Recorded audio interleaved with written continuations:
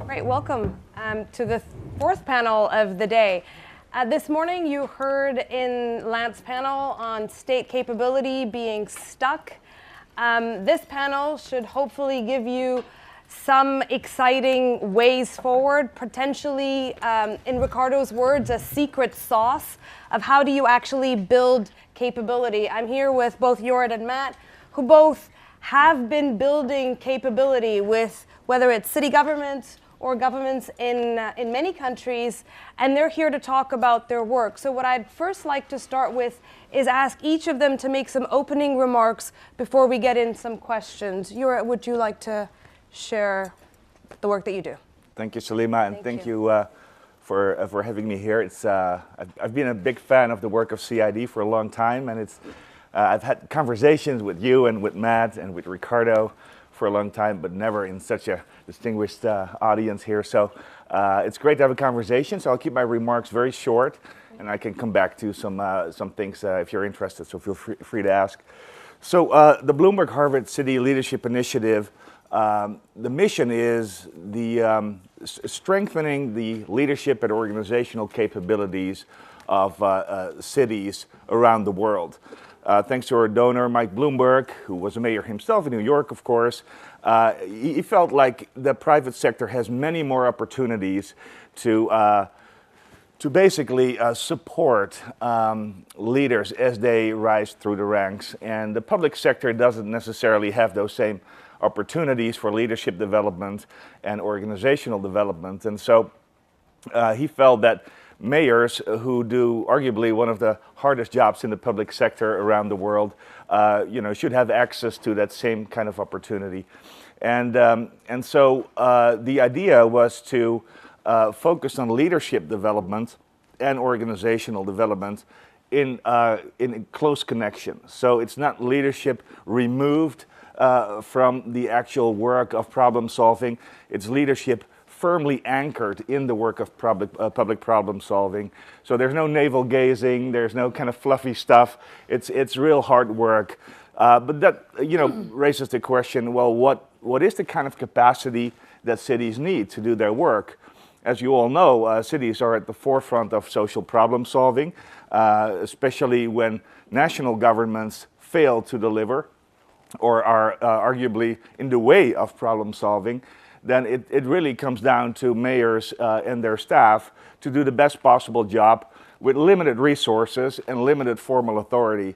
So the work of mayors is really to leverage everything you can to make sure that you understand the problems that your city is facing and that you generate actionable solutions to do something about it. And that requires a bunch of different capabilities. So we started by developing a theory of change for our own initiative that started with the notion, what is it that we're looking for? What are the kind of capabilities that city leaders need to actually make progress? And we drew from a lot of different kind of bodies of academic work, but most importantly, we spoke with many city leaders and kind of tried to design a curriculum that was ultimately responsive to what their needs are. And the big themes were, first of all, performance review capability, and that's kind of a technical term. What we mean by it is the ability to actually diagnose the problems that you have, to disaggregate data sets so you really know where your problem is, who it is, why the problem occurred, and so forth. But then also to develop a theory of change that helps you articulate what you're really trying to do and how you would know if you're actually making progress towards that goal. And as simple as that sounds, we universally find that in most policy areas, it's not just that the theory of change is imperfect, it's like there hasn't been a conversation about it. And so what does it take for an organization and for the leader of an organization to orchestrate that conversation and to build consensus around that, and then to, of course, implement. And then the second set of capabilities all around collaboration. And collaboration is the easiest word to say and the hardest thing to do. And so we broke that down into a couple of things that are important for mayors. First of all, how do you lead a team? Even within your own organization that has so many different departments, If you want to reduce violent crime in your city, you can't just work with your police department. You have to engage the education departments. You have to engage transportation, public works. It's a citywide problem, and it requires a citywide response. And that means then that leaders are looking for ways to form teams that are diverse enough to tackle that problem. To lead those teams in a way that brings out the best in those different, in that collaboration, and to kind of sustain the collaboration so that it will go beyond talking and actually deliver.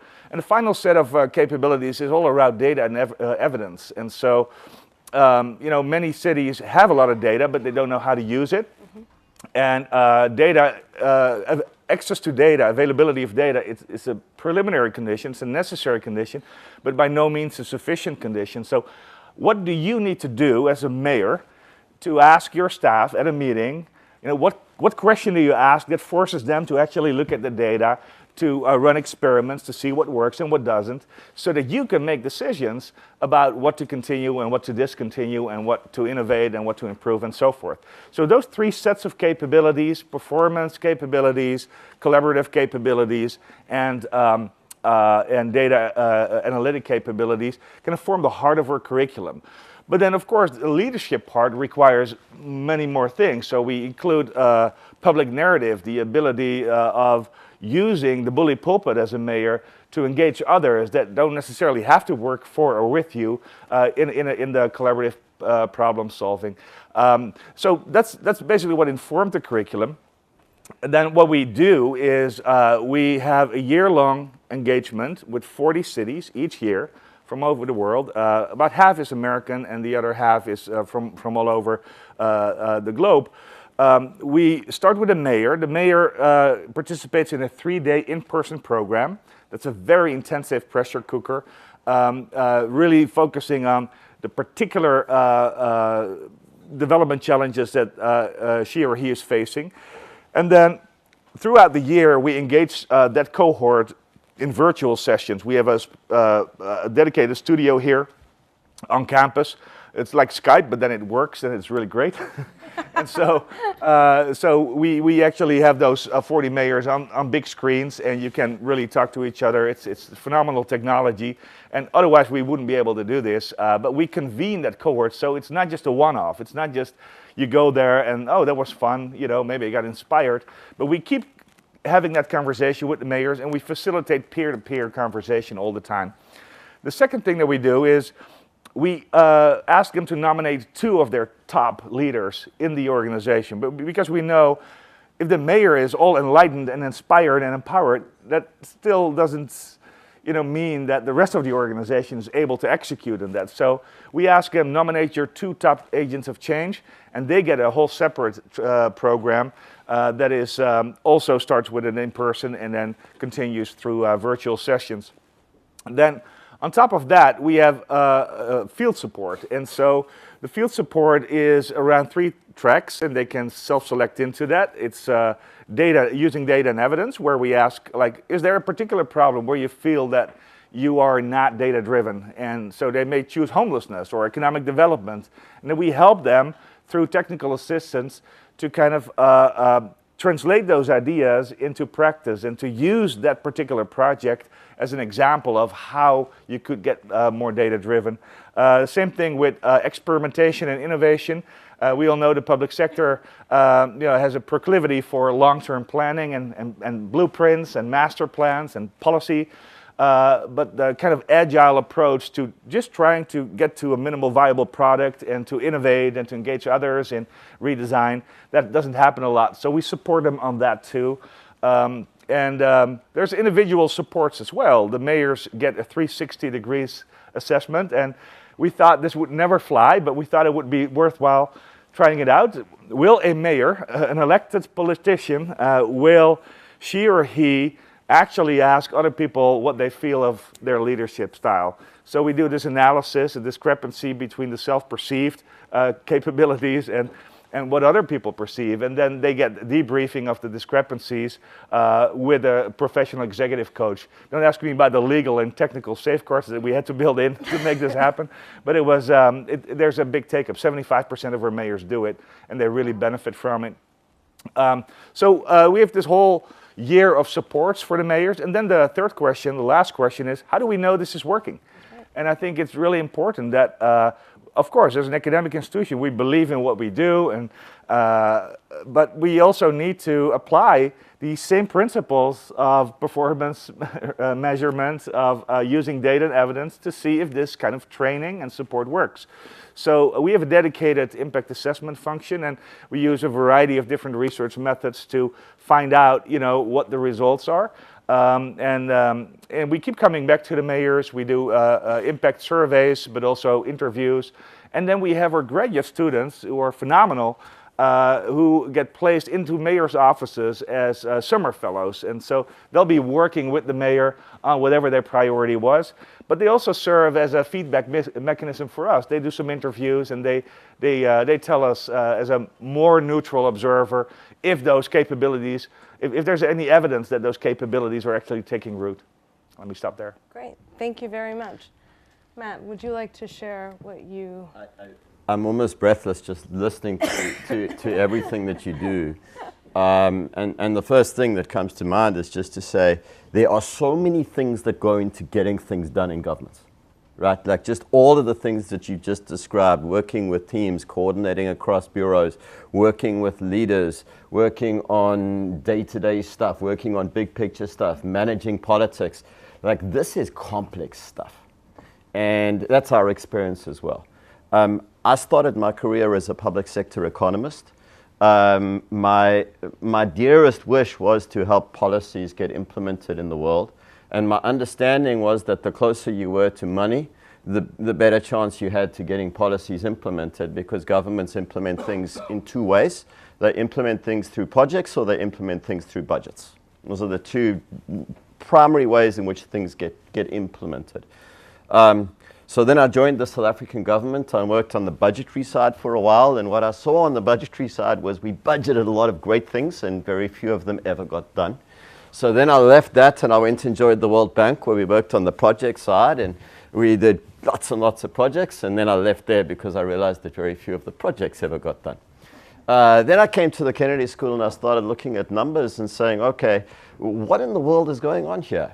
And my observation was we've kind of sanitized this process that you've just described, all the mess, into get a good idea, put it in a budget or put it in a project document, plan it really, really, really well, and even a bit better after that, and then tell people what to do. And I started to look at organizations and say, well, how well is that working? Was my experience of failure just kind of the odd thing, or was it common? I find the interesting thing with policy is that there's kind of two ways to measure success. And the one is, did you deliver on the kind of stuff that you said you were delivering on? And the other one is, did that stuff solve the problem that prompted you to plan it in the first place? And I'd say this, in the most functional places that I find, the success rate on the first is about 30%, and the success rate on the second is about 7 or 8. That's the number of World Bank project successes. World Bank projects deliver what they say they're going to do 30% of the time. World Bank projects that deliver what they say they're going to do, but that the World Bank teams actually think they're going to solve the problem that they started off solving, it's a lot less. It's about 6 or 7%. So this issue was really hard. That's the first thing, and we haven't solved it. So we kind of find ourselves in the same place, I think, that Jorrit did a long time ago before he started with Bloomberg and when he started with the Capital Brigade, which it was trying to work with governments to say, okay, how do you do this a little bit differently? How do we up those numbers?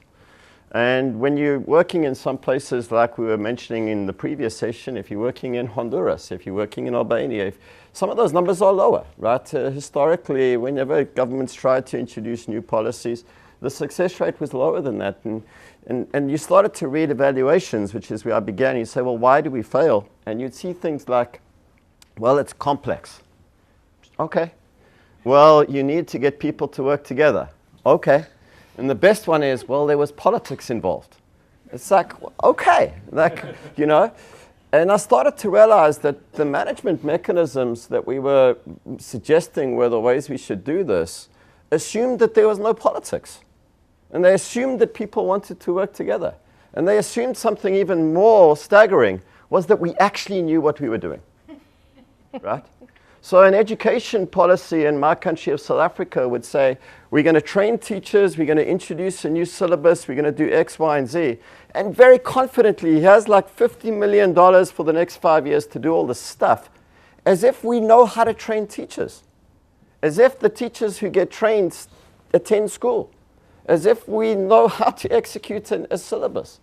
All of these things are really just gigantic mysteries to all of us. And so we started to see that, you know, even if we were executing on these things, we weren't solving the problem because we were pretending that we knew what we were doing in the first place. It's like Lant was talking this morning about doing business indicators, and I know that Arben will maybe speak about this later in Albania. Somewhere along the line, some people said if you do well on these indicators, you do these 14 things, businesses will come to you. My country did really well at this, and you know what? No one came. Because actually, the mystery as to why, even when it was doing well, South Africa couldn't attract business has not been solved yet, right, Ricardo? I mean, we think we have some answers, but they don't want to do them. We don't really know why. So we started to say, how do we develop a management mechanism that is less imposing and less based on assumptions and more empowering and facilitating of learning? And we started exploring in a bunch of different places, a bunch of different policy areas, a methodology which we now call PDIA, which stands for Problem-Driven Iterative Adaptation. It's a very simple approach which says, instead of pretending that we know the solution, let's just really start with the problem. Let's just really start by saying, what's going wrong? And can we scrutinize that as much as possible? Because the only thing we really can lay any claim to understanding right now is what's going wrong. And we're probably not going to have a good understanding of that when we start either. So let's understand the problem. Let's try to mobilize teams within the context to address the problem rather than external experts. Because external experts aren't the ones whose capability we want to grow. Lant was talking about consultants and outsiders this morning as mosquitoes. I don't want to get there, but I do want to say if you're running a government and your government can't do stuff, I don't really understand why you would hire a consulting firm to come and do that for you, because they're just going to go back to their consulting firm. Why are you building their capability to do the thing that your people need to learn how to do? Your people need to learn how to do that. It's fundamental. So whatever your management approach is, it needs to involve them. They need to be the ones to do the work. So we would say, let's get this team together, let's understand the problem, and let's start to find some entry points where they can start working. And then let's just get them to work. And let's coach them again and again and again, very regularly in tight iterations, so that whatever they try, they learn from. And let's do that again and again and again, ad nauseum, until something happens. And see if they can achieve some things that are surprising to them, and see if maybe they can build some capabilities that they didn't have at the beginning. So we've done this now for about 10 years, experimenting with the model. The model now comes with tools, and we come with a toolkit because we've kind of worked out how we think it can be done. And we have worked directly with about 50, 60 teams across the world. And we find that they kind of achieve things probably 60 to 80% of the time. So consider earlier I said 7 to 30% success rate. We're kind of like way above that. And the thing that I would say is it's not really because we do great stuff. It's just because you're taking these teams and you're giving them, firstly, the responsibility to act in the face of their problems, and secondly, the autonomy, the space, and the power. And you're also putting them on a learning trajectory whereby they can try things out and learn and expand their ability. A lot of the things that Jorrit says are important are very key to this too. One is they work as teams, so they're collaborating from the beginning. We even find that collaborating within a ministry is difficult. Collaborating across boundaries is very hard, but even within the ministry, people in governments don't like to work together. We find that building networks is crucial. We find that being able to go and speak to people is really important. Speaking to citizens, speaking to business, learning what's really going wrong, learning how to respond to that. We find that learning how to manage up to political masters is really important. We're learning that the leadership of the political masters at the top is absolutely vital, and that interaction matters. What we're finding is that the specific solutions to these kind of issues of how to get people to manage better, to lead better, differ across different places.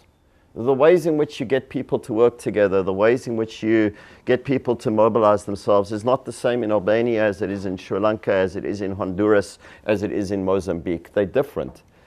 But it is those solutions to those very same issues that are the ones that seem to unlock opportunity. And we're finding that over time, when we're working in these places, not only are they getting better results, not necessarily always solving every problem for forever. And I have some people who we've worked with in the room, and they can tell you about some of our failures and some of our successes. But we're finding that the cohorts of people who are capable to do stuff are growing across governments. That when we go into a government, you'll say to someone, you know, we want to work with a team of 50 people, and they say there aren't that many people who can do stuff in the government. And think about that. And think about, you know, how serious that is as an indictment of governments that hire 30 to 40 to 50,000 people. We only trust 5. Well, we're happy to say that wherever we work after 2 or 3 years, there's maybe 200, there's maybe 300, there's maybe 400. And we think that that's how you build state capability. You empower people to take responsibility for their country's future and to learn how to do that on the go. So that's kind of how we work. We've worked in a bunch of places. As I say, there's people in the room here. I think Arben will tell some of the stories later about the work in Albania. I think the approach is very similar to how you're working with the mayors. We have different models. One of our models is we actually come and coach teams in the countries, and we usually work with 6 or 7 teams at the same time. Stung by my previous experience, I will never ever assume that success will happen more than about 20% of the time. So I always insist that we work with 5 teams, so it guarantees at least one success.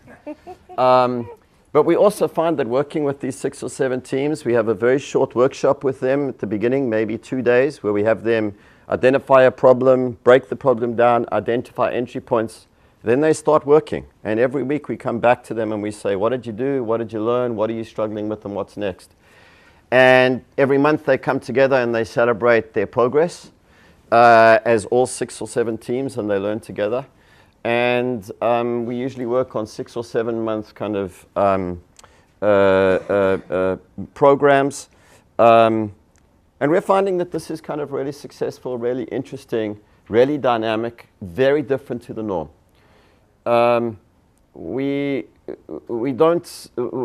have coaches rather than experts working with people. So even our students who want to come and work with them, one of the first things we say to them is, never tell the government what to do, no matter if you have the answer or not. They need to find it. And some people say, why do we need to recreate the wheel? And I say, because the wheel of a Mercedes is different from the wheel of a tractor. It's different from the wheel of a Fiat. And different countries, the wheel might be the same shape, but it is very, very different in most other respects. And they need to find it themselves so that they can use it. Great, thank you. We do, in the agenda, there's links to a blog that gives you more information and links to Jorrit's work. There's a link to the toolkit. So there's a lot of information out there that you can already find. What I want to do is ask some questions to them and kind of get into the nuts and bolts of how these methods work. I've had the good fortune of working with Jorrit and his team on their cross-boundary collaboration in January. So I've actually worked with their program, and I am the Director of Building State Capability. So I work very closely with Matt. And kind of from that vantage point, one of the things that is so striking to me is that both of you come to this building capability from 4 lenses. One, you always start with a problem, both of you, right? And you all have heard it, problem, problem, problem, right? They both said problem, right? That's kind of the stance. And then the second thing that you do is you talk about teams. None of you said, no, the mayor is going to do this, or no, it's the team, right? That's kind of the second thing that you guys talk about. You guys both talk about the learning. And I know I was I remember at the opening dinner in New York when Amy Edmondson starts off to, all the teams, and there was 10 teams from 10 different cities, and she says, we are not here to teach you anything. And I was really struck by that, because that's very much the kind of sentiments that we take. We are not the expert here telling you what you need to do. And so that is something that's very common, this kind of shared learning. We're here to learn from each other and to get things done. And then the fourth thing is the time, right? Neither of you talk about this one kind of shot instant that you do. I'm going to come in, do a training, and walk away, and boom, you're going to change your country. No, neither of you talk about that, right? You're talking about this continued engagement, whether it's a year, we work 6 months, a year, 3 years in Albania, depending on where we are and how long we work. And so those kinds of things were really striking. In terms of teams, I kind of want to kind of ask some more questions. How did you guys come up with the idea of a team? And what's been your experience? If you could speak both to the challenges of having a team as well as how successful has it been? Would you kind of change that? So I think that the very first intuition with regards to why we focus so much on teams is that the most pressing problems span multiple boundaries, and if you want to do anything about it, you will have to collaborate with others that are very unlike yourself. They have different professional perspectives, they come from different organizational cultures, they have different political bosses, there are different legal frameworks guiding the work, there are different budget streams that can or cannot be repurposed.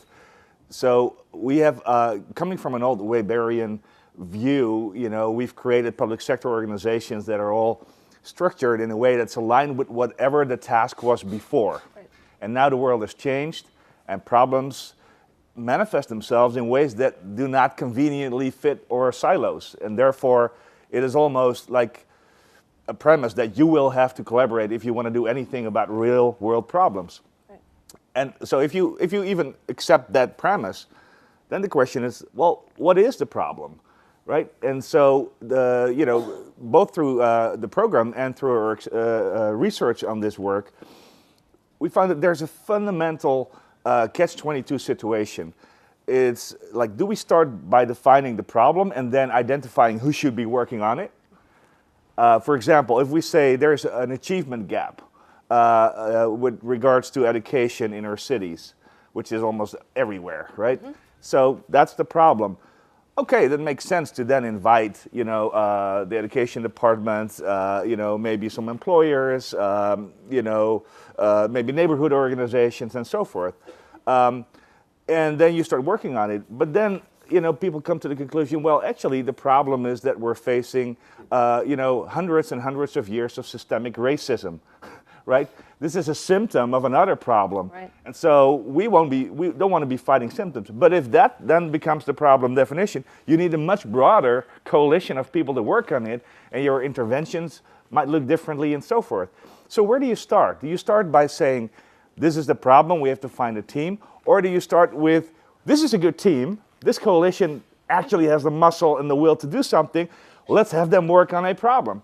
Now, I don't think there's an answer to that. But this is where this key concept in your work, Matt, in your work, Salimah, is iteration. You have to go back and forth between problem definition and stakeholder identification. And that is why you can never do a one-off. You can never do a one-off. I mean, unless that's what you want to do. But if you're really interested in making progress, you'll have to kind of accept that. Now, what we find in teams is that this ambiguity and this uncertainty and this kind of lack of permanency is excruciating to people. like they won't sign up for your project, they won't come to your program if they know that everything is going to be subject to change. Yeah. Like, what do you want to do here? You know, what are your deliverables? Yeah. You know, and who's going to be part of this? And like almost everything you say, anything you say will appeal to some and deter others, which is why this work requires a sustained engagement with the issue, being comfortable with the anxiety that is inevitable when you put people in this kind of situation, and you have to kind of create an accountability structure around the learning process, not around individual tasks. This is why we use the mayors to say, like, mayor, you have to nominate these people and hold them accountable as a group for progress. But then, of course, that's the accountability piece of it. Then the team process itself becomes really important because people respond differently to this kind of challenge. To be held accountable for something that you can only contribute to in part is really hard. Like, well, I'm in the Department of Public Works, and now I'm co-responsible for solving systemic racism in the city. Like, I was never trained for that. I'm an engineer, or like you can think of all the other examples. So we have brought in Amy. You mentioned her, who focuses a lot on the psychological safety required to actually do this work. And it's not the soft skills. I think those are the hardest skills. The skills of real empathy, listening, overcoming kind of completely conceptual differences. Like they talk past each other for quite a while before they actually start listening. And supporting teams to do that work is a core part of what we do, but then pay continuous attention to the accountability structure that keeps that collaboration going, because the pull back to their departments and to their own organizations and sectors is so much stronger than the pull, that comes from the problem. It's easier to kind of go back to your organization and keep doing the work that you did, and it's like, oh yeah, I collaborated for a little while, but then this is, I think, one of the biggest explanations why 6 to 8% of the projects do not really move the needle on something, right? Because there's no sustained accountability structure that has people focus on the task rather than on the department. Great. Did before we started the PDA about 15 years ago, I did some research on leadership. And I was really interested in what leadership looked like when governments did special things. So people were mentioning Lee Kuan Yew earlier. I spent a lot of time engaging with people around what happened in Singapore. I spent a lot of time trying to understand what happened post-1995 in Rwanda. Just a bunch of different areas. And what I really expected to find was people who worked within Weberian bureaucracies very effectively and kind of made stuff happen. What I found was something completely different. I found that in every single case, including Lee Kuan Yew, and I'm happy to speak to anybody about this, it was not about the individual, it was about a group. Even if you read his book, you'll read that he'll tell you there are all sorts of names in that book that nobody has ever heard of. Anybody heard of Chin Bok? Okay. In Singapore, he's a hero of the country. I'd encourage you to go read From Third World to First by Lee Kuan Yew, because it will disabuse you of any idea that he thought that he was the hero of his country. And what we found was there were many people involved in the stories. And one of the reasons why there were many people is there were many roles to be played. You found some people who were the authorizers. You had some people who were motivators. You found some people who were identifying problems. You found some people who were coming up with ideas. You found some people who were finding resources. Then you find people who just implemented, relentlessly implemented. And lo and behold, they were not all one person, right? All of these roles are required in getting stuff done, and they cannot be done we do not have super people in the world. We are all mortal. And so when I started to realize that, I started to say, well, how do these people work? Because our organizations aren't really set up for these people to be working together like that. And you started to find that they were actually breaking out of the boundaries of their organizations and working in flexible arrangements, which is what we call teams. right? They were working in these mechanisms that could go across organizations, could go down organizations, where everybody had an equal voice and where things happened in a much more organic way. And that's where the observation of teams came up. And we find that they are just tremendously vital. Now, people play different roles in teams. And so finding people to play those roles is truly, truly important, but very hard, which is why we iterate. Exactly like you said, you don't know who you're going to start with. I would also say this, in most of the cases where we start, people will say, well, you have to have the right people in your team. And I say, you know what, just find a team and find something to start with and just see what happens. Because you find that the people who aren't meant to be on the team, they drop off the team. The people who are not on the team and who should be on the team, they kind of find their way to your team and they say, I want to be a part of this. And over time, you kind of end up with the right thing. The key is learning. And why I think both of us say it's about learning is that most of the policies we're dealing with are policies to do with novelty. They're governments trying to solve problems that haven't been solved before, which means that they're trying to find things that they haven't done in the past. And the only way that you find things you haven't done in the past is by learning how to do them, right? And the learning that is required is what Ricardo labels as kind of know-how, and it's tacit learning. It's the learning that happens when you're on the journey. And so that is why we like action learning too. It's not just about learning where you teach people in the classroom. It's about people working together and learning from what they do. Now, we also find that the team is vital to that because people often don't learn well. And people on our own, I don't think we realize how bad we are at learning from our experience. And I really mean this. We find that on the team, people will go through something, they'll do something in a week and they'll come to the team meeting and you'll say, Jim, what did you do this week? And Jim will say, nothing, it was a bad week, everything was bad. And then Jane will say, but Jim, didn't you call this organization? You say, yes, I called them. Well, what happened? They didn't answer the call. So you learned something, Jim. What did I learn? Well, you learned that they don't answer the phone. And you literally have people and you say, but that can't be a lesson. And no, it really is a lesson, right? And anybody who's worked in a government knows that it's a really important lesson that people don't answer the phone. It's like learning that I don't respond to email. Because the next thing that the team member will say is, Jim, how about next week you go and visit them? And he'll say, okay, I'll try that. And the next week he goes and visits them. And what happened, Jim? I went to visit them. What happened? I got all my answers. We've opened some doors. Things are happening. But you need that dynamic of multiple people working with each other to let them see their hidden lessons for that to happen. And it's not something that is easily done in a power relationship. It needs to be done in a relationship of peers, which is, when done well, what a team is about. Great. This morning, Lant talked about experts and consultants and compared them to mosquitoes.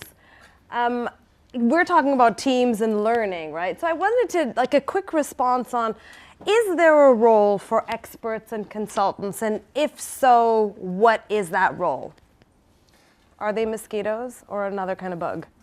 Well, there's a large variety of mosquitoes. That's true too. Some bear diseases, and I don't know. You may know the joke about the consultant. It's a person that takes your watch and tells you what time it is, right? And I think in academia, there is the stereotype that we teach, and I think what we try to do is to not be consultants. So we rarely give advice on what to do. I mean, almost never. Right.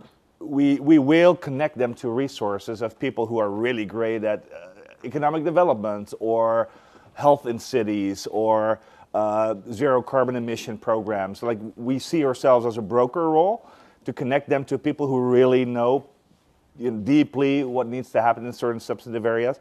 But our role when it comes to leadership and organizational development is to help them ask the right questions. And the right questions are questions that are better than the superficial questions, and that kind of, there's a process of sustained inquiry, so you get to the bottom of what you need to do. Now, the other thing I would say is, we don't teach, but we facilitate learning. And the learning is between people in a team, but also from city to city. and even from previous cohorts to the current cohort. So we've been writing about, I think, almost 10 teaching cases. For those who don't know, like the teaching case is kind of the Harvard case method is a discussion-based, participant-centered pedagogy where there's a story that doesn't contain analysis but presents a dilemma from the perspective of a protagonist. So, for example, we're writing cases about the removal of the Confederate statues here in the South, and many of our mayors in the first cohort were dealing with the aftermath of the Charlottesville riots, and they were confronted with protest, and they were asked, like, what should I do? And even if you believe that these statues should go, that's easier said than done. If you've got a large violent mob that wants it, etc. You can imagine the dilemmas, the legal dilemmas, the political dilemmas, the cultural dilemmas that a mayor faces. And so we're writing 3 cases of mayors in a first cohort that responded very differently to that situation. And then we will be using that in our second cohort. So this is one way in which I think external people such as ourselves can be helpful, because we get the learning from them, but we curate it, right? Yeah. We bring it to them in a way that actually helps them think and internalize the knowledge rather than just throw information at them.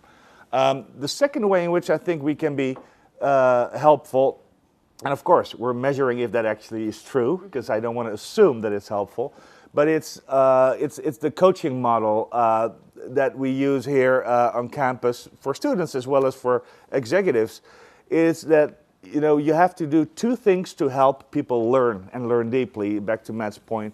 One is you got to support them, meaning that you got to connect them to the information that they need. You got to, almost hold steady a process where people kind of grapple with the issues, both the substantive issues and the team issues. And you have to challenge them. So we're not all about kumbaya and, oh, let's all work together. If people have kind of an artificial harmony and they're too polite to each other, they pretend like they're on the same page with the problem definition, they pretend like they're going to be working together, they pretend they're committed, we will call them on it. And you actually did a great job on this with your team, but that's kind of the spirit. It's if you don't challenge a team, they get complacent. If you don't support them, they get burned out. Mm-hmm. And so, I see your job as to kind of get that balance right, and that balance may be different from team to team. But all of our teachers, all of our, or I should say facilitators, they all focus on, noticing when a team needs to be challenged more and noticing when it needs to be supported more. And then we try to have a kind of a tailored approach to that. Great. It's interesting. We use the same terminology. We use facilitator, we use coach. We never use PDIA consultant or PDIA expert. It's always facilitator or coach. Matt, did you want to? I think what I would say is you need to differentiate between expertise and experts. Expertise matters. The thing that is always interesting to me in the places where we work is we're working with teams where things have been tried before. Usually outside experts have been brought in before. Usually they've offered really, really good ideas that have sat on the shelf somewhere. Mm-hmm. So even if you get someone who really knows what they're doing, you need the expertise within the government to use those experts properly. And that is often not there. And so, even where those people are not mosquitoes, but they are whatever, and what there needs to be it's actually a skill and a capability to use a consultant. It's not an easy thing to do. So we think it's about expertise. The other thing that I'd say is in most of these places, there is subject matter expertise and there is country expertise. And, the expertise required to deal with the electricity problem in Honduras is partly about electricity, but much more about Honduras, right? So an expert in electricity is going to give you a small part of that solution, but the people who you're working with in the government are the ones who have most of that expertise. And what we try to do is we try to lay on the responsibility on them that they are the experts for a significant part of the problem. when they run into a part of the problem that requires the subject matter expertise that they do not have, then I say, absolutely, we need one of those people to come in. But we don't want a mosquito. We want someone who's going to come in, who's going to give them the ideas that they need in a way that they can use it, and they need to be at a place where they can use it as well. So we found that that is kind of a really important balance. I think there is absolutely a role for outside people to come in with smart ideas, but those smart ideas need to find fertile ground, and they need to not crowd out the expertise of the people who are there. I think probably even more than that, they need to not be provided with the message to people in the government that, don't worry, someone from the outside will come in and tell you what to do. And because we see that happening again and again and again. We have a problem, let's bring the expert in. And all they're doing is, Lant was saying earlier, all they're doing is they just avoiding the responsibility, right? Avoiding the responsibility. But absolutely, I mean, there are people, and hopefully we teach some of them in our programs here, who just have subject matter expertise that is going to be important in specific situations.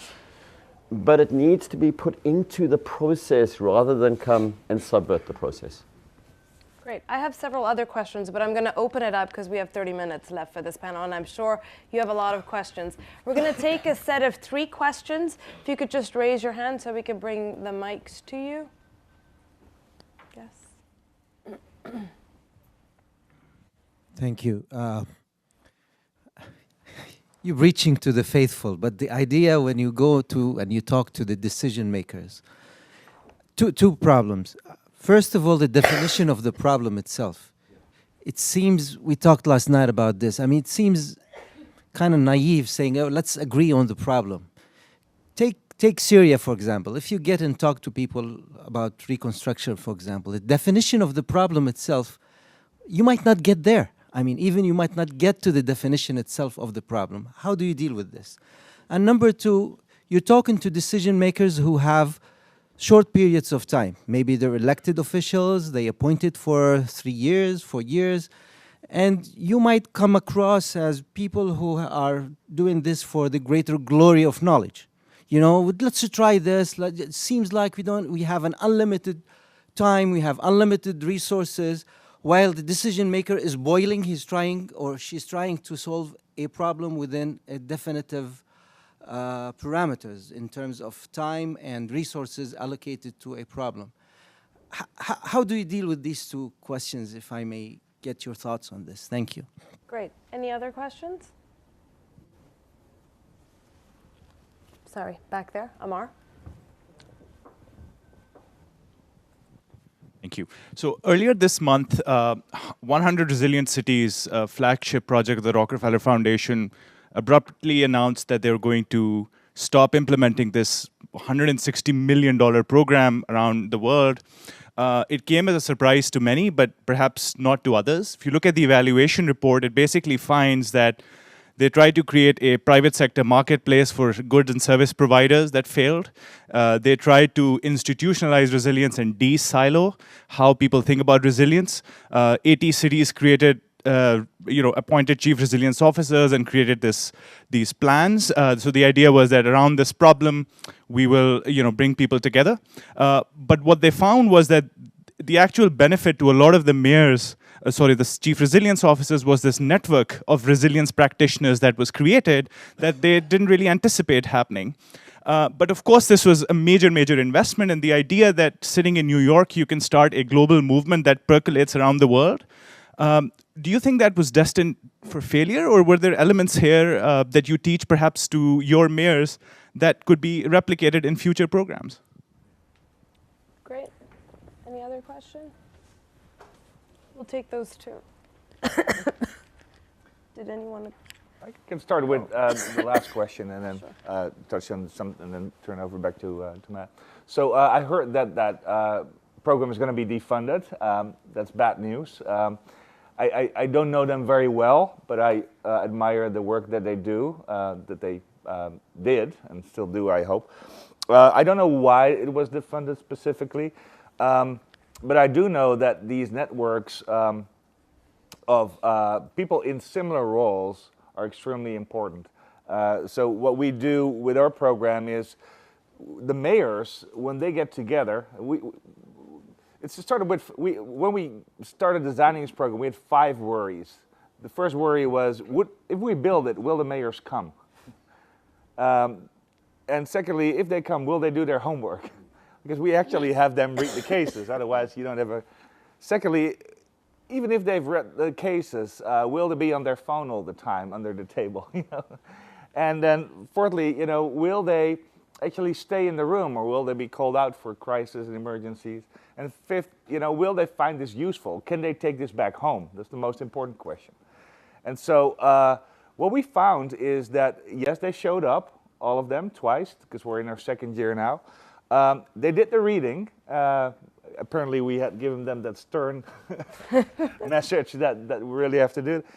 Thirdly, yes, they engage with each other. We have a purpose-built classroom that it's almost impossible to kind of, to check out, because there's peer-to-peer accountability.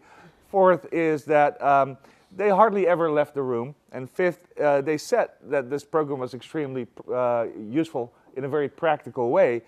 But what we didn't know, and this gets to your point, is that one of the things that they value most is the ability to talk to people who are in the exact same situation, that don't need anything from them except learning. And so you could call it a sanctuary if you like, but it's definitely a peer support network. We have a group of African American mayors that created a WhatsApp group, and that started kind of an advocacy coalition. And we have a group of mayors that focus on education reform. They're in touch with each other. We have mayors from coastal cities that are in touch with each other because they face similar issues. And so that network is extremely valuable. And that network doesn't necessarily happen in these events where there's a lot of vendors trying to kind of lobby them. There's a lot of convenings for mayors, but the fact that this is mayors only is helpful. But it's true for the chiefs of staff too, because we convene them, and the budget directors and so forth, and the chief resilience officers, I think, had a similar support network. And then to your point of how do you deal with the problem if it's unclear what the problem is, it's easy to say, well, you got to agree on a problem. So one example that I've been involved in another effort, the Organized Crime Field Lab, which is against organized crime, it's not supporting them. I just have to say that, is that we were focusing on human trafficking in Amsterdam. I'm from the Netherlands. And the problem was we can't get to these organized criminals because human trafficking is a very lucrative crime, and it's international. It's extremely well organized, and some of their capabilities that we talked about, performance orientation, collaboration, agility, data-driven, they're better. Mm-hmm. They're like 2 or 3 steps ahead of the government. So what do? How do you define the problem in a way that makes it actionable? Well, if you look at the root cause, it's deep global inequality. And an economic disparity, and this is what drives a lot of crime and migration and so forth. If you're a prosecutor in Amsterdam, that's not something you can work on necessarily. Now, does that mean that everything else that you choose to work on is just fighting symptoms? Well, maybe and maybe not, because the way we kind of convince them to actually take this on is to say, well, look for an entry point.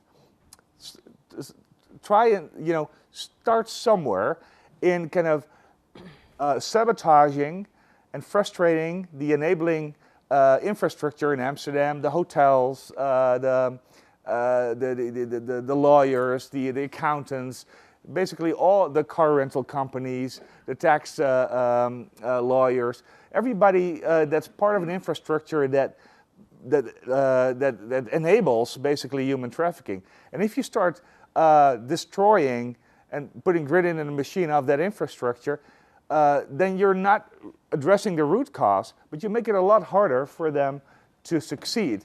And if you only did that, it wouldn't be enough, because you want to see if you really are effective in sabotaging those enabling factors, see what happens in the system. Make sure that you have a learning orientation, see, well, where does it move now? Let's say we take one city and we make it really hard for modern slavery, because that's what it is, to really occur there, then see where these traffickers go. See if the prostitution moves. See where the forced labor moves. And then, see what next intervention you have within your scope of authority and capability that you can do. And that way, it doesn't feel like you're doing something that's not effective, but it also doesn't feel completely overwhelming to take on this huge global problem. And I think that kind of approach we've taken with many of the teams is, even if you can't address a root cause, that doesn't mean you can work on it. Just cut out something that you can work on and then see what happens if you do.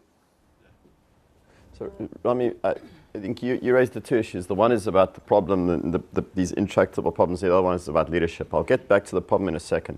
How do you speak to authorizers?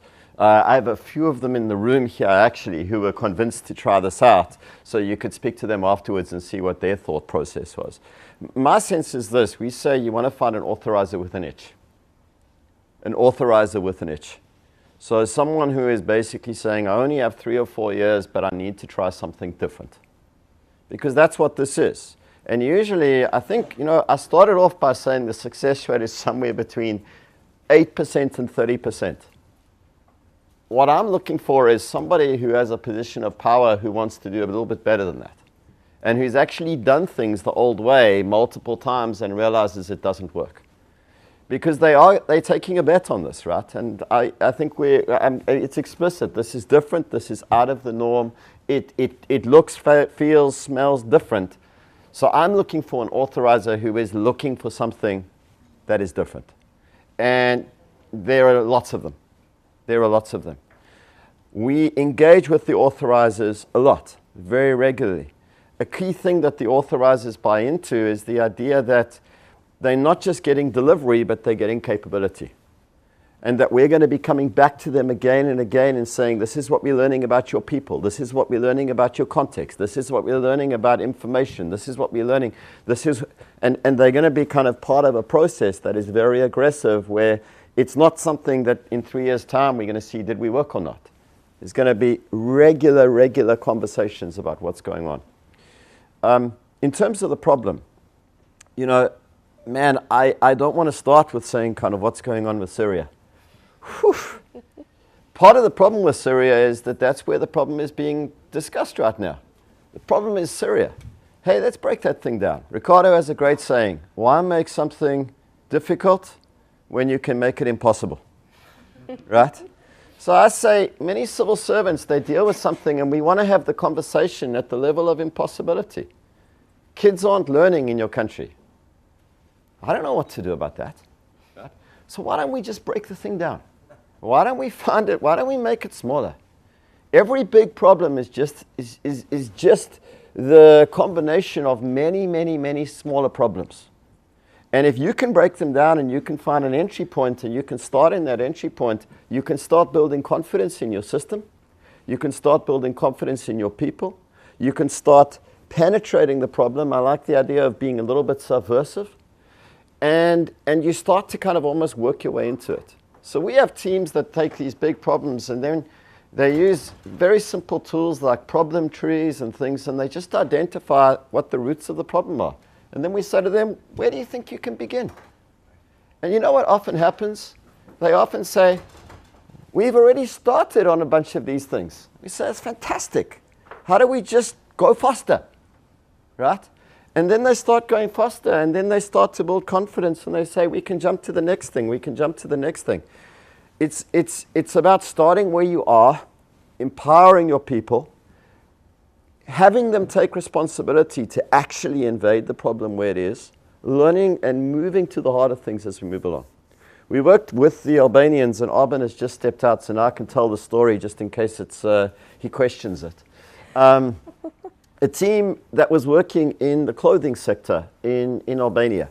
And the clothing sector was struggling a little bit, and the government said, our problem is that they are our major source of foreign exchange. We need them to increase their performance so that we have a good reservoir of foreign exchange, because they were coming out of a financial struggle, which I think he will describe.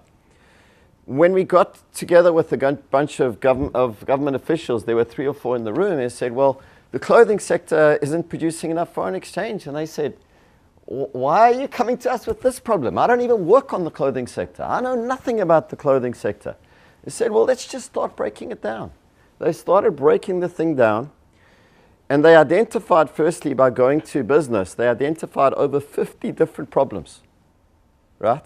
And you might say, wow, that sounds terrible, but it wasn't terrible, because the thing of increased performance of the clothing sector is intractable. You can't get there. But then there's 50 things. You say, what do you think about these? I say, well, we're already doing 10 of them. And so they initially started, they said, we're already doing 10 of them, so we need to make sure we get them done. And then they said, the next 10 we think we can really get onto. And then they left 5 or 6, and they said, we can't do those. So we said, okay, why don't we just start with the ones you're doing? After 7 months, they'd cleared the decks. Everything had been done. Everything. Even the ones that at the beginning they said, we can't get there. And part of it was that their capability grew, because capability is not just ability. It's not just competence. It's also power, right? And power is something that is bestowed on you and something that comes from inside you. And what we found is that as they started to kind of see successes and see that they could do things, they just became more and more empowered.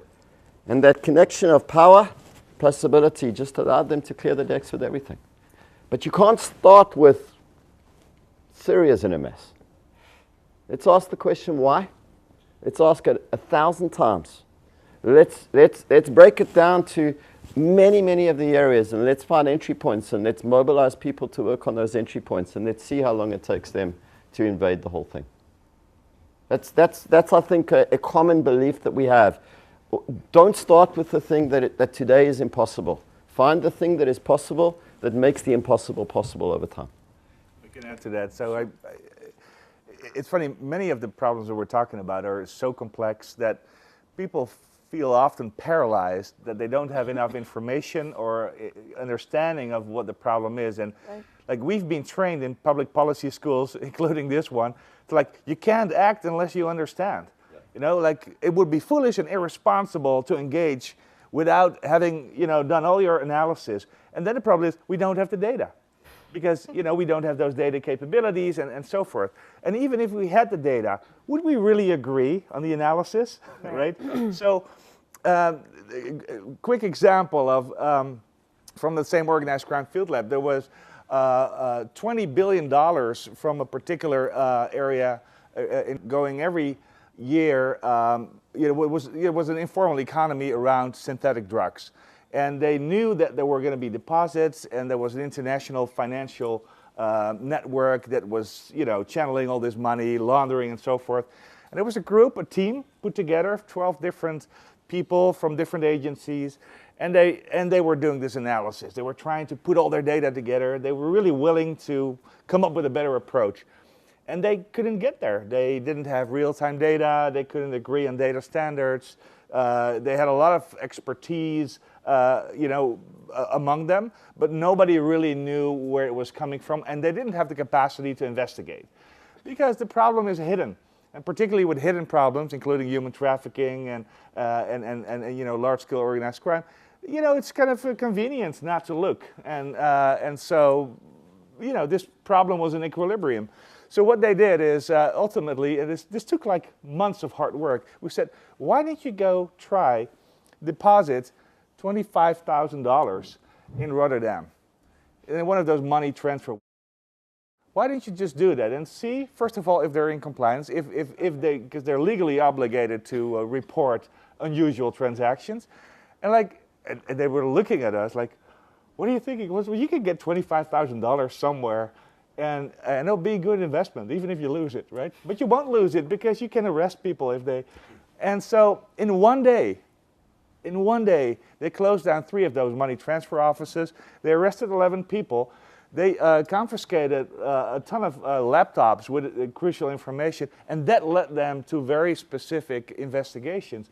But it took like 3 months to actually get out there, get a gym bag with unmarked bills, and then go to and sometimes you just need to try something clumsily, and then really focus all your attention on the learning that comes from that first clumsy intervention, and then take it from there. the analytic approach may come later than the action. Great. Ricardo, you had a question? Frank. Oh, sorry, Frank, Ricardo, and that lady. So I have a question. Yesterday we started with a discussion with Clovis and the Germanic tribes had a practice, and here we are today, and that's why we do the things. That's why some countries do things one way and other countries do things another way. So that's some of these practices are very long term and general, etc. Now people can read you as at different levels. If you are the head of a department in a ministry that is going to solve a problem, how do you empower your people in your department to solve the problem?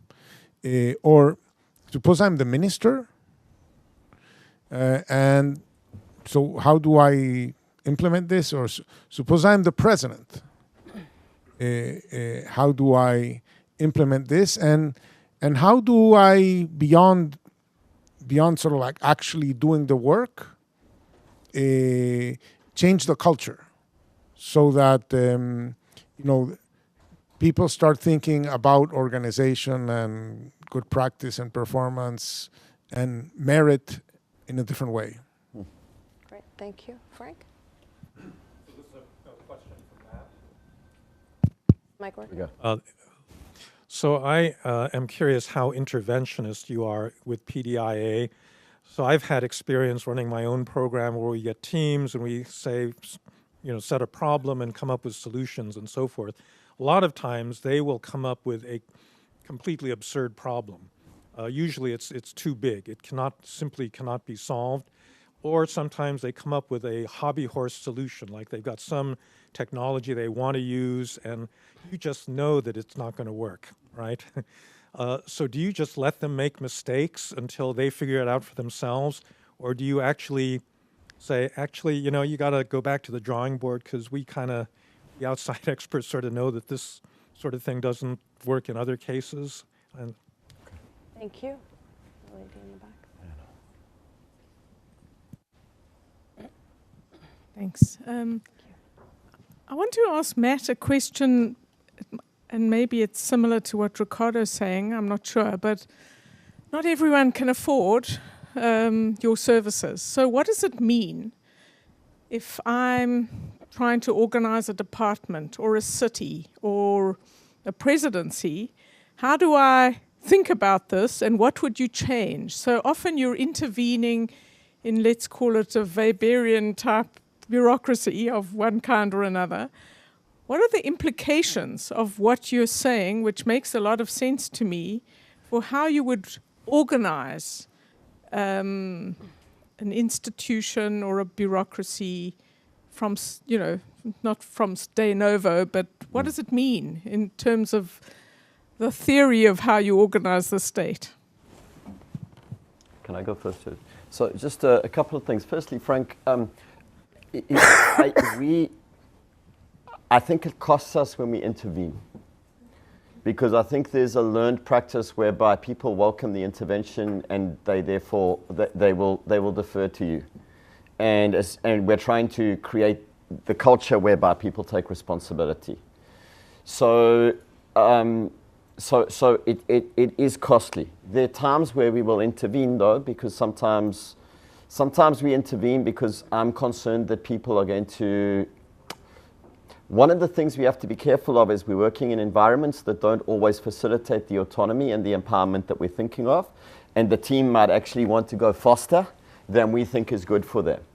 And so the time when I really will intervene is when I'm trying to say to them, slow down, right? Because I'm concerned, first, do no harm. If they come up with silly definitions of the problem, we have mechanisms in our problem diagnostic that kind of deal with that. So in the diagnostic, if they say our problem is this, I'll come back to them and I'll say, apply the tool again, apply the tool again, because they always start here, and essentially we just funnel them down, right? And so I can... Deconstruction also. Yeah, so it's kind of, we have a process that is called a deconstruction process where we just apply, they just ask why many times. And within the scope of those tools, I'm not going to them and saying you're wrong. I'm going to them and saying do it again, do it again, do it again. We have a bias towards action though. So our workshops, if at the end of a workshop they aren't where we want them to be, which I used to really fret about, and I would say this team isn't going to get there, and then I'd say maybe we should come back for another workshop. The best thing to do is push them to action, because they will learn. If the problem is too big and they choose something to do at the end of the first week, remember we're iterating tightly, right?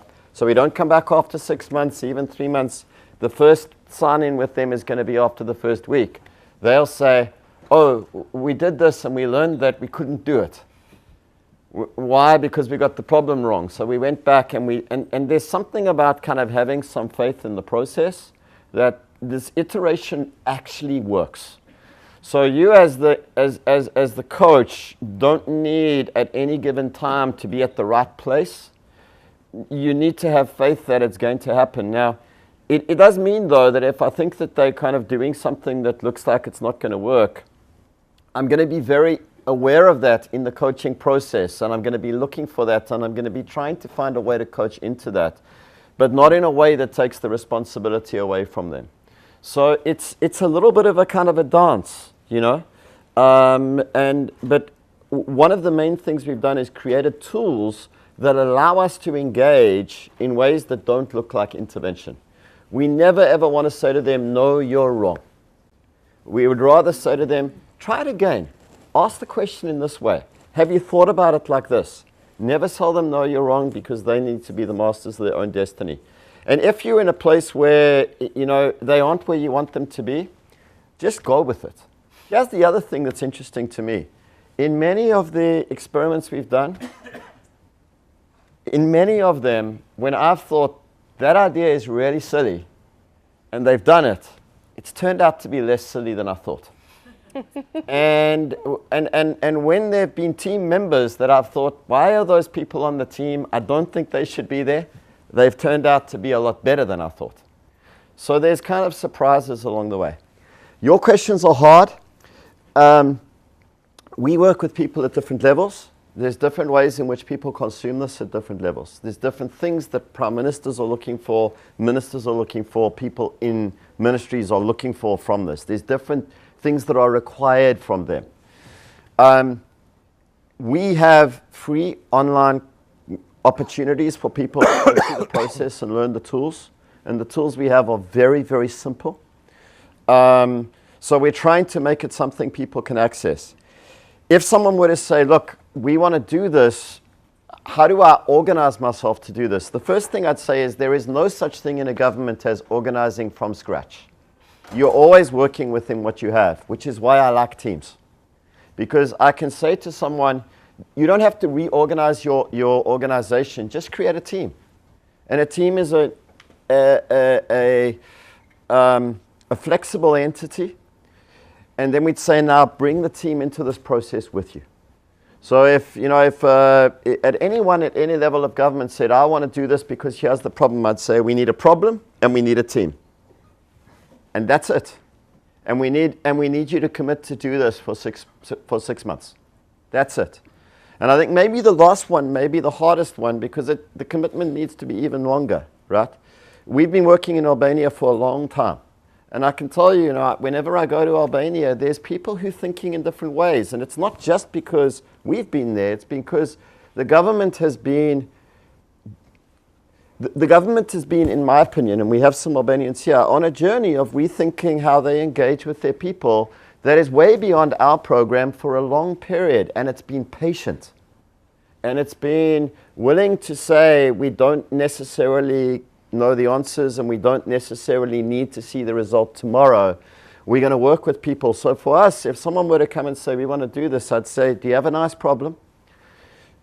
Are you willing to work as a team, and are you willing to kind of put real effort into it over a period of time and be patient? And those three things are the key, I think. But we can talk more after. Thank you. Jorrit, do you have anything to add? Yeah, you know, thanks to Mike Bloomberg's generosity, we're able to offer these services for free. So the cities don't pay anything. And so we select based on their engagement. So I really like the phrase authorizer with an itch. We're looking for authorizers with an itch. And we have the mayor of Freetown, Sierra Leone, in our program. And she is an authorizer with an itch. And she doesn't have the kind of capabilities in her organization to do what she wants, but that doesn't hold us back. We're like, we'll work with an authorizer with an itch. And then another example, the mayor of Fortaleza, Mayor Claudio's part of a program, and to Ricardo's point of how do you engage everybody from top to bottom and have them work together and play their part, which makes it less important for you to stay engaged, right? Ultimately, you want to create a dynamic where everybody plays their part. And so what he thought when he came in, he had run on a platform where he was going to dramatically improve the medicine distribution in Fortaleza. And this is constitutional rights to have access to medicine there. And he wanted to deliver. He's a doctor. So he thought he came into this program, now I will know how to manage my people to do this.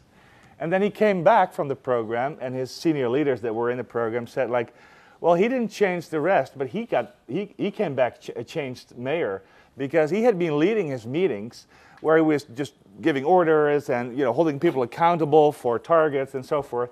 He had never been asking them questions. So he came back from the program with a whole set of questions that he had never asked his staff. That empowered his staff, and that changed and he changed the team around a little bit. And so he reported back, he said, like, the big difference was in myself. And because I became a more effective leader, my teams became more effective. Because they became more effective, they felt more empowered to try different things. And because they tried different things, he was able to deliver on that promise. And so I think on our best days, we do that, right? It doesn't always work. It takes a leader with an itch, and it takes kind of some level of support.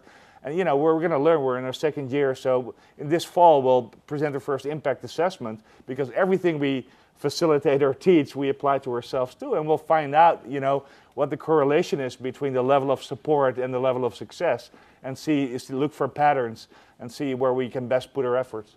Great, thank you very much. We're out of time. Jorrit and Matt will be around if you have any further questions. Thank you very much. A round of applause for that. Thank you so much.